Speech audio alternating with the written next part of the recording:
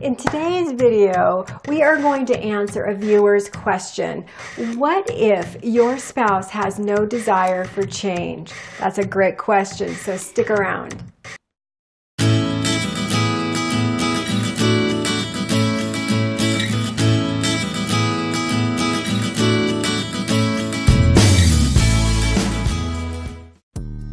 Hey everybody, it's Sharon Koenig of FearlessPursuits.com. And welcome to another episode of Fearless Empower Tube, where I create videos all about winning at life.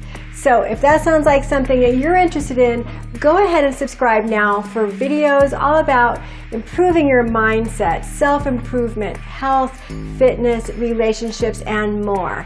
All right, so let's get to it. So I received a question from a viewer who asks, what do you do if your spouse has no desire to change? Well, there are so many aspects to this question, so I'm going to try to hit on as many as I can and not make this video really long. But the bottom line with this is that each and every human has the same human needs.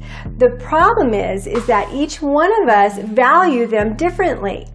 So this is a problem when you get two people together in an intimate relationship and their values, their human needs don't match up, they don't align. Sure, we want to be different in some ways because that complements each other, but we want to be alike too in some of the same ways so that we can bond and we can strengthen our relationship. Now, a little private personal story here for you. Some of you who have been following me for a long time know that one of my rock bottom experiences was my divorce, and it in fact did come out of this very same dilemma. The fact of the matter is I was married for many decades, and I was dedicated and I was committed to stick it out, but I knew early on that this was a challenge that I was going to have to deal with. And there are different parts in our relationships, different parts in our life, different feelings, and we value things differently at different times in our life. So it's very normal for us to want to be very committed in our relationship, maybe in the very beginning, and just to take our lumps, so to speak, because we're committed, right? We got into this relationship, and there's parts of it that are really good, and then there's other parts of it that you can clearly see are going to be a challenge as years go on. And so for me, it was exactly that. I had a tremendous burning desire to grow, to contribute in society beyond myself. So those are two things, growth and contribution, that each and every human being on the planet needs to have. The thing is that those are usually two of the very last things that we actually work on. So let's just talk about the human needs. So every single human being needs love. We all need and want love. We all need security, and we all need variety. We all need to feel significant, and we need to feel that we're growing, and we need to contribute. We need to help people. So these are things that are very normal for each and every one of us. So some of us value love more, and some of us value variety more.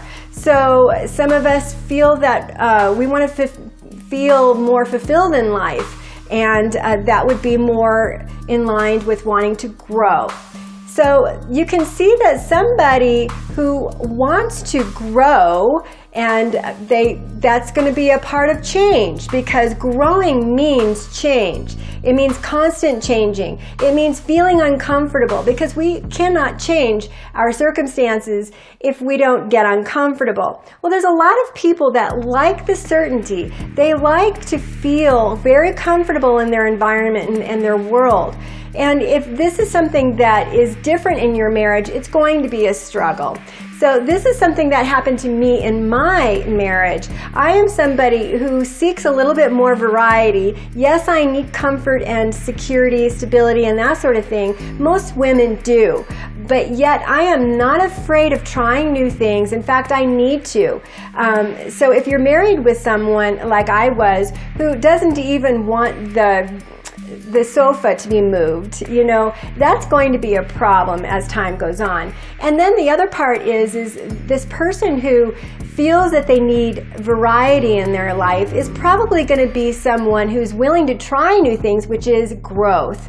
And then you get that person who doesn't have that same desire. You know, yes, they are going to want to grow at different parts of their life, but they just don't need it nearly as much as some other people. So you can see that they're not really a good match. So what do? You've already walked down the aisle. You are committed, you are dedicated to this relationship. Well, the thing is that you are just going to have to focus on why you love that person and keep that in the forefront of your mind constantly, because this is the focus of your life, your commitment and your values. Now, saying the word values is something that I think that we need to talk about here, because like in my example, my values are that I consider a marriage to be sacred. It is something to not to be taken lightly, and you don't just divorce people, leave people at the drop of a hat anytime you don't like something. So you really need to take a look at your core values and what it is that you value. I value commitment and loyalty and dedication. I'm a very dedicated person. And the thing is that you have to focus on those things, and that will help bring you closer together. Understanding that each of you are going to be different, you're going to have to talk to your spouse and say, look, this is what I need, and you will have to go somewhere else to fulfill that need. And know that you will not be able to get growth, that human need of growth, through your spouse. So stop asking your spouse to grow with you. It's sad that the two of you cannot grow in that way. Now, that all being said, we know that it's very difficult to elevate our lives if the people that we spend our time with are beneath us, so to speak. They're not growing at that level.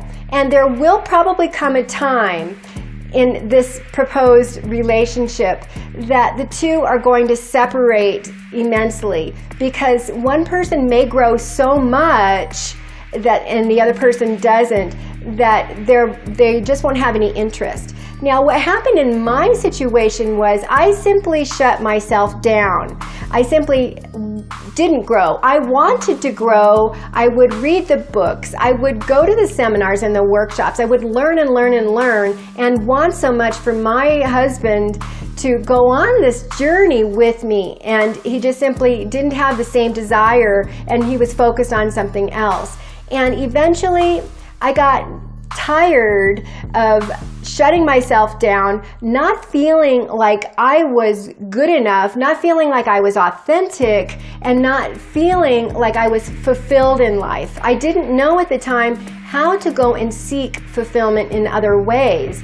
But the bottom line is that when you are spending time with people that really are not connected with the same hopes and desires, you will probably grow apart. It is probably inevitable, and that is the sad reality of it.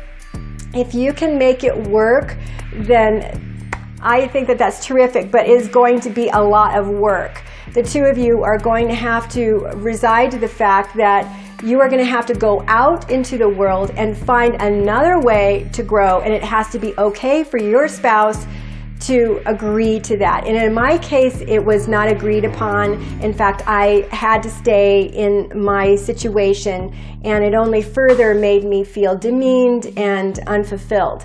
So I hope that this sheds some light on that question and helps you. So go ahead and hit the subscribe button if you want more videos just like this. And if you really enjoyed the video, just give it a thumbs up. And if you have other questions about this, go ahead and leave a comment below. So thank you so much for watching. I really appreciate you so much. This is Sharon Koenig, and I am out.